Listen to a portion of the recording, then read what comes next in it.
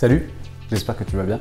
Il y a quelques jours, je t'ai demandé en story sur Instagram de me poser une question sur la photographie à laquelle je pourrais répondre par vrai ou par faux. Donc je vais répondre au top 5 des questions que j'ai reçues dans cette vidéo. J'espère que tu es prêt, c'est parti, on y va. Alors si jamais tu ne me suis pas sur Instagram, je t'invite à aller me suivre et ça pour deux raisons. La première, c'est que c'est là-dessus que je poste mes nouvelles photos, donc si jamais tu as envie de me suivre photographiquement parlant, eh bien c'est sur Instagram que ça se passe. Et en plus, plusieurs fois par semaine, je poste des stories pour te montrer ce que je fais et surtout pour de temps en temps te poser des questions. Poser des questions par lesquelles tu peux répondre par oui ou par non, par vrai ou par faux, par beau ou par moche. Et de temps en temps, c'est toi qui me poses des questions et je m'en sers soit pour te répondre directement en story Instagram, soit pour te répondre de temps en temps, comme c'est le cas ici, en vidéo sur YouTube. Tant qu'on parle d'Instagram, j'ai aussi un hashtag, le hashtag VisionASP, je l'ai créé il y a un bon moment maintenant, je pense qu'il y a plus de 70 000 publications sur le hashtag. Donc tu peux utiliser le hashtag pour partager tes photos avec la communauté, pour me les partager aussi, de temps en temps je passe sur le hashtag, je regarde, je mets des petits cœurs et je mets des petits commentaires. Et de temps en temps, c'est ce que je vais faire là tout de suite, je mets quelqu'un en avant que j'ai trouvé sur le hashtag. Alors aujourd'hui, ce sera le tour de Johanna, donc félicitations à toi Johanna.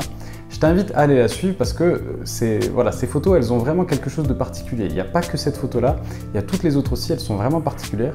Et je t'invite à aller la suivre déjà parce que ce qu'elle fait, c'est super cool et aussi parce que si jamais un jour c'est toi qui passes dans une vidéo, eh bien tu seras bien content que beaucoup de gens viennent te suivre à la suite de ta publication. Allez, promis, dans 20 secondes, on démarre la vidéo, mais juste avant, je te mets mon livre juste ici en haut à droite de ton écran qui t'apprend 3 choses. C'est les 3 questions que je reçois le plus encore aujourd'hui.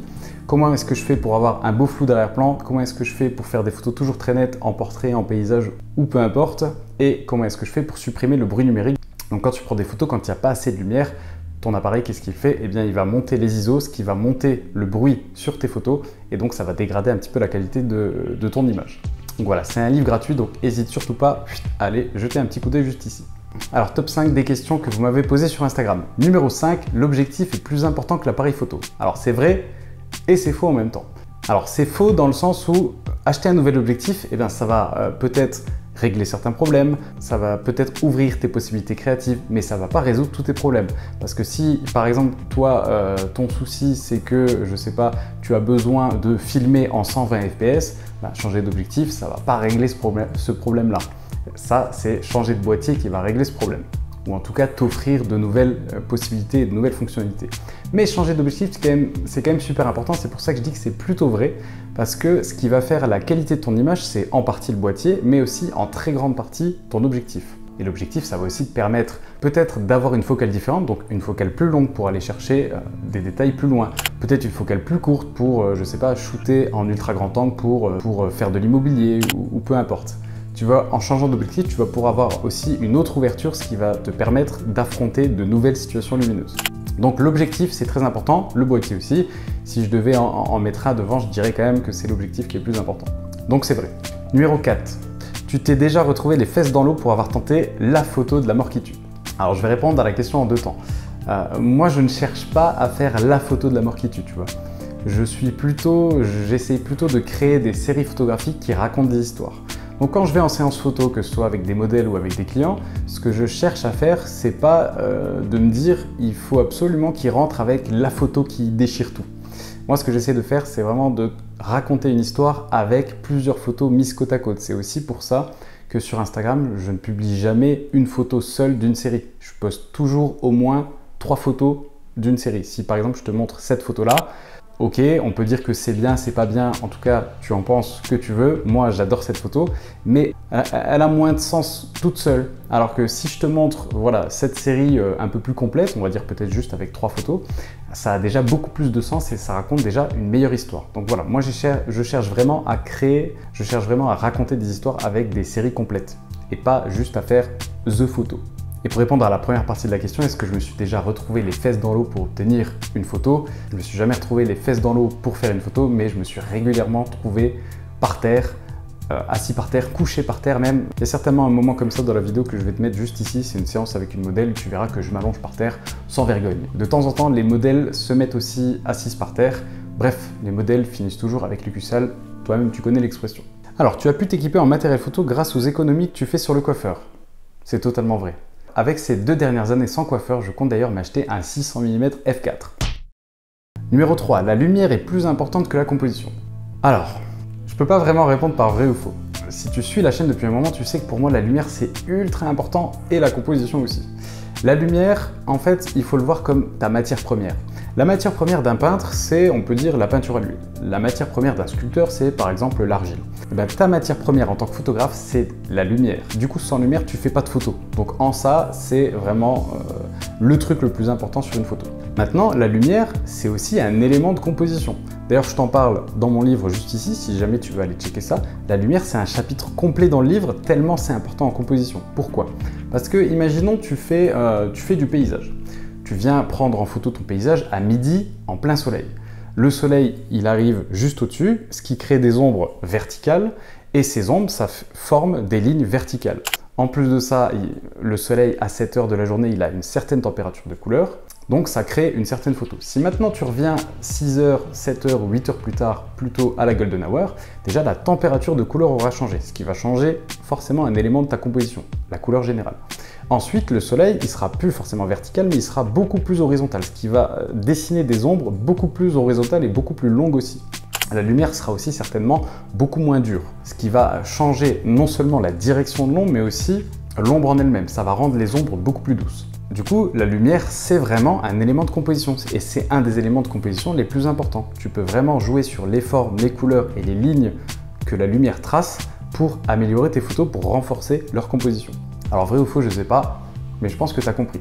Numéro 2, la créativité s'acquiert avec la pratique. Alors moi, je suis de ceux qui pensent que ce soit d'ailleurs en photo, pour jouer d'un instrument, pour faire un sport, etc. Bref, dans tous les domaines de la vie, je pense qu'on a ce que j'appelle la nature et la culture. La nature, c'est quelle faculté naturelle tu as. Peut-être que quand tu as commencé la photographie, tu faisais des photos banales. Tu faisais peut-être des photos qui étaient moches, ce qui personnellement était mon cas. Je t'en ai déjà montré sur cette chaîne YouTube. Peut-être que tu faisais des photos, peut-être pas forcément belles tout de suite, mais peut-être que tu étais déjà très créatif et très personnel dans ce que tu faisais. Bref, tout ça pour t'expliquer que, en fait, la créativité, tu en as une certaine partie en toi. Peut-être 2%, 10%, 50% ou 90%. Moi, je pense que, honnêtement, j'étais pas un vrai créatif à la base. Et ensuite, là, donc ça c'est la partie, donc ça c'est la nature. Et la culture, c'est ce que tu vas apprendre, le travail que tu vas mettre derrière. Et pour moi, c'est clairement comme ça que ça va fonctionner. Si tu regardes les photos que j'ai fait la première année, alors au début elles étaient moches, à la fin de la première année elles étaient plutôt jolies, mais c'était pas du tout créatif. Des photos comme ça, t'en trouvais partout sur Flickr ou 500px sans aucun problème, donc j'étais absolument pas créatif. Mais depuis, je travaille ma créativité quasiment tous les jours. Et je vais pas te mentir, je suis pas au bout du travail photographique, je me considère pas maintenant comme un hyper créatif et j'ai absolument plus besoin d'inspiration et tout peut venir de l'intérieur de moi. Non, j'en suis pas là. J'en suis pas là, mais j'ai déjà fait un gros travail sur moi-même et je me suis rendu compte qu'avec du travail, on peut devenir créatif, tout comme on peut devenir un bon danseur, tout comme on peut devenir ce que tu veux en fait. Donc le travail, ça aide toujours. Tu as des prédispositions à la base et le travail finit toujours par payer. Ça a été le cas pour moi, donc je vois pas pourquoi ça pourrait pas être le cas pour toi aussi. Et enfin, numéro 1, peut-on encore vivre du métier de photographe en dehors de YouTube? Alors c'est intéressant de dire hors YouTube parce que effectivement il y a des business models qui permettent de vivre sur YouTube. C'est un petit peu ce que je fais moi, hein, tu vois, quand je te parle de mon livre, forcément ça m'aide à maintenir la chaîne YouTube et ça m'aide à gagner ma vie. Alors personnellement, moi aujourd'hui c'est pas ce qui me fait gagner ma vie. Moi ce qui me fait gagner ma vie, c'est les prestations photographiques. Donc pour les particuliers, des séances photos, du mariage, travailler avec des entreprises, c'est ça qui me fait gagner ma vie. Donc du coup, si on prend mon exemple, oui, bien sûr qu'on peut encore vivre du métier de photographe. Et d'ailleurs, j'ai des exemples d'amis à moi qui vivent de la photographie. Et tu sais, dans la photographie, il y a énormément de domaines. Au début, quand j'ai commencé, je voyais que la photographie de mariage. En réalité, il y en a plein d'autres. Tu peux faire des séances photos, tu peux faire du mariage, tu peux travailler pour des entreprises, tu peux couvrir des événements, tu peux faire du studio, tu peux faire du produit, tu peux vendre du matériel informatique. Tout ça aussi, c'est des métiers directement liés à la photographie.